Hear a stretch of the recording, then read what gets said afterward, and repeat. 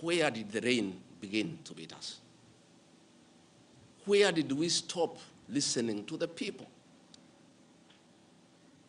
President William Ruto and I were the darling of the Kenyan people by listening to them, by engaging them.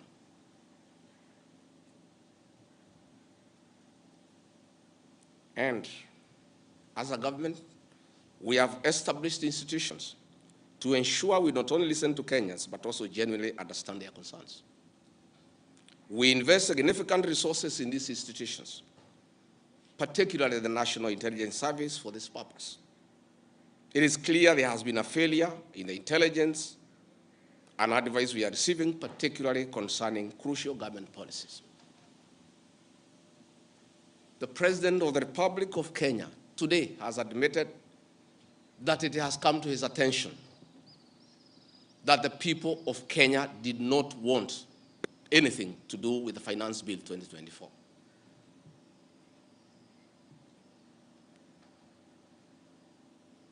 The President has now agreed that we need to listen to the people. And I sympathize with my boss, President William Ruto, because this information was not available to him. I know President William Ruto. Had he known 2 months ago that the people of Kenya did not want anything to do with the Finance Bill 2024, he would not have asked his parliamentary party to push it through. Yet, we have an organization paid by the public to give him and government such information. And that is where the problem is. We have a dysfunctional National Intelligence Service that has exposed the President, the government, and the people of Kenya. Had the National Intelligence Service briefed the President 2 months ago about how the people of Kenya feel about the Finance Bill 2024, so many Kenyans would not have died. Property would not have been destroyed. Offices would not have been touched. There would have been no mayhem. But they slept on the job. It had to take people to die, property to be destroyed, protests across the country for the President to know the truth of what the people of Kenya feel. Yet, there is an organization paid for by the public to brief the President and the government about the feeling of the Kenyan people. Officers of the National Intelligence Service, officers of the National Police Service have told me in confidence they did not get advance intelligence briefs about the magnitude of the protest in Eldoret, in Kericho, in Nairobi, in Githurai, in Embu, in Nyeri. Since independence, there has been protests around Parliament. Never have protesters invaded and gotten inside Parliament.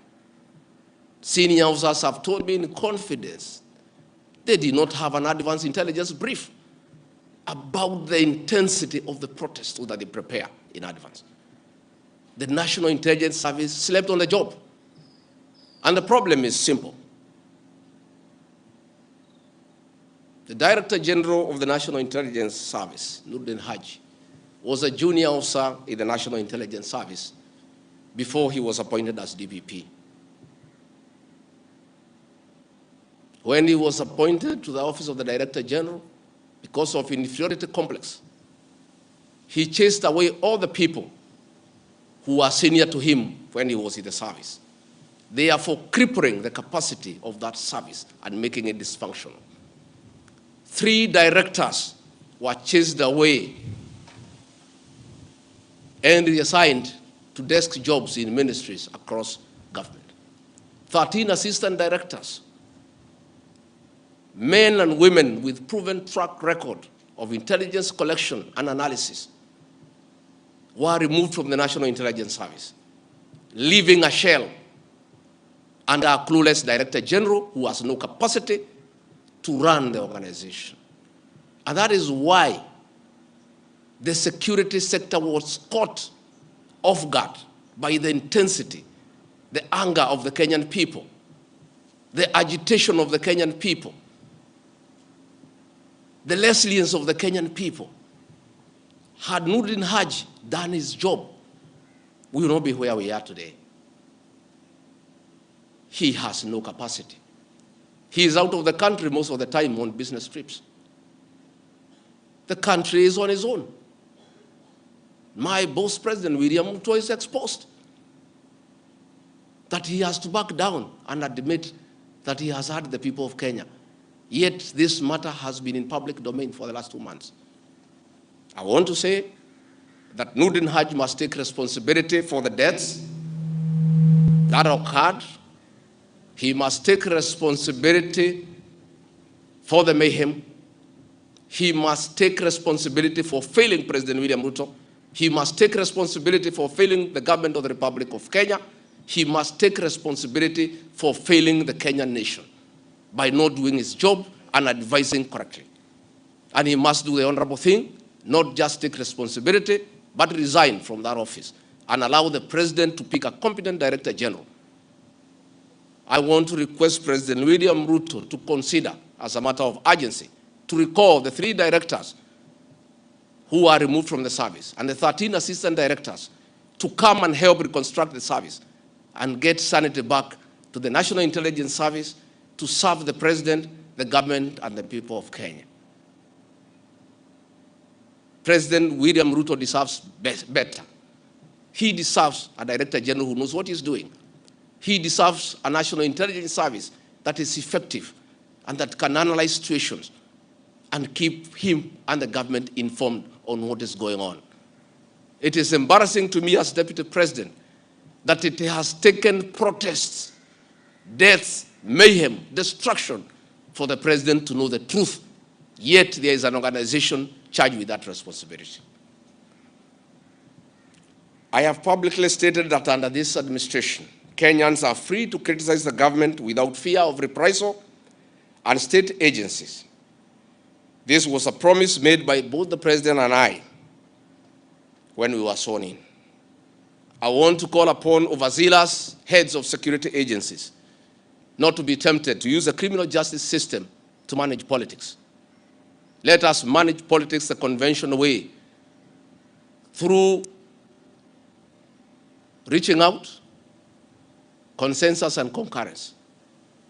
I am informed that members of parliament who voted no have already been targeted by the National Intelligence Service for harassment for their political stand.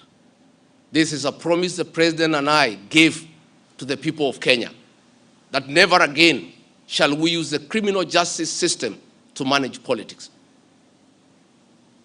I want to say that the president and I gave a categorical promise to the people of Kenya that the issue of abductions and extrajudicial killings will never happen again. Sadly, this is back. It is unbelievable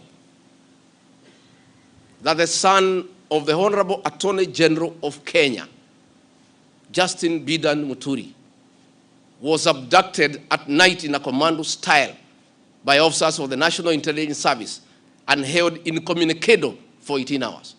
Yet, that is the Honorable Attorney General of the Republic of Kenya. What will happen to other Kenyans? I want to ask our law enforcement agencies to dignify the president and I before the people of Kenya and not backtrack on the promises we made to the people of Kenya, that we shall never again use the criminal justice system to manage politics. Yesterday, Nurdin Haji was trying to put up a team together to craft lies and propaganda and attribute the chaos that were in the country to leaders, I included, former President Uhuru Kenyatta and others. Yet it is very clear, and the president has admitted, that these protests were caused by the anger of the people of Kenya and their refusal of Finance Bill 2024. I want to call on the National Intelligence Service not to take us back to the dark old days of the Nyayo era, where you create propaganda and schemes to undermine leaders and those you don't agree with. I want to say in conclusion, this is a time for reflection and action. And we need to take immediate steps, as the President has guided, and I'm very happy, to engage the Generation Z. And I want to call that generation to tell us whom to engage, because they are leaderless, they are tribeless, they have no organizational structure, but we would like to engage the right people. There could be a temptation among some young people around us in government to pick some friends of theirs and attempt to bring them for discussion. So I want to challenge our young people and salute them for their courage and conviction and the love for their motherland to come up with a structure on how they can engage government in accordance with what President William Ruto has guided this afternoon. In view of the very wise decision by the President, in conformity with the wishes of the Kenyan people, to withdraw Finance Bill 2024 that was in contention, as Deputy President of the Republic of Kenya and a patriotic son of this country, I want to appeal to Generation Z to call off the protests for tomorrow, because their cry has been heard by the President. The President has accepted that there was an issue, there was a disconnect, and the President has done the right thing. And I think it's only fair that we call off the protest so that we don't have further loss of lives and destruction of property. It's an appeal that I've made as a father, as a parent, to our young children. We love you, we respect you. Please, I beseech you as your father, now that the President has given in and accepted to go with the wishes of the Kenyan people, please, my sons and daughters, I plead with you to save lives, to save bloodshed, to save loss of property and lives. My sons, my daughters, please make an announcement this evening and call off the protest. And then we can begin the process of truthful engagement with the Kenyan people. We can begin an honest conversation on how to work on our country. Finally, I want to ask the President and our government to consider a plan on how to help those families that lost their livelihoods as a result of lack of proper advice by the National Intelligence Service. All these things happened because of government failure. It should never happen. Let us see how to compensate to those families, those who are dead. We help those who are in hospital with bills, and we help to bury them. Again, I want to ask Kenyans not to punish members of parliament for the stand that they took.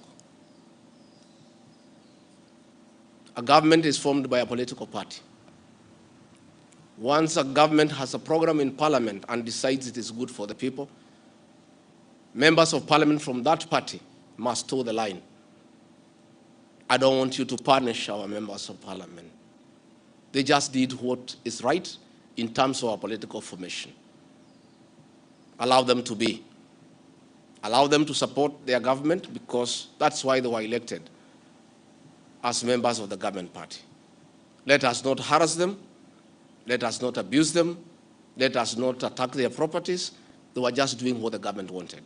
And now that the government has decided to do the right thing, I think we should close that chapter. And if you have a problem with your member of parliament over this matter or any other matter, you will have an opportunity at the right time to punish that member of parliament or affirm he or her by re-electing him or her. And if we do that, it will be good for this country. Finally, I also want to ask the President to consider the issues of the demolitions of houses along Nairobi River. Houses that had approved building plans, built on land with title deed, were demolished, and only a compensation of 10,000 was given, which is unacceptable and unfair. Let us consider any landowner who had a genuine title, who had constructed a house that had been approved by the city authorities for compensation, because it's good to be fair. I really want to thank you and ask the people of Kenya to keep peace and to love one another. Now that this matter of Finance Bill 2024 has been settled, let us all go back to work. Let us be peaceful. Let us not be violent. Let us not talk at each other. Let's try to love one another. We have a beautiful country. We have no other country to run to. Let us not burn our country because of disagreements on issues. And I know as long as we keep on talking to each other, this country is going to places. As Deputy President and Principal Assistant to President William Ruto, again, I want to affirm to the people of Kenya that I will continue helping the President to discharge his duties in the management of the affairs of this country. I'll continue giving him proper and sound advice based on honesty and truth, because I'm the only Kenyan who took the Bible in Kasarani and swore before God and before man to advise President William Ruto. Many people have been very unhappy with me for saying things that are truthful, to a point of trying to isolate me because they didn't want me to say the truth. But I'll keep on saying the truth. I'll keep on being truthful and honest, because that is what the people of Kenya expect me to do. Thank you very much and good evening. Asanteni sana. Tumeshukuru sana. Thank you.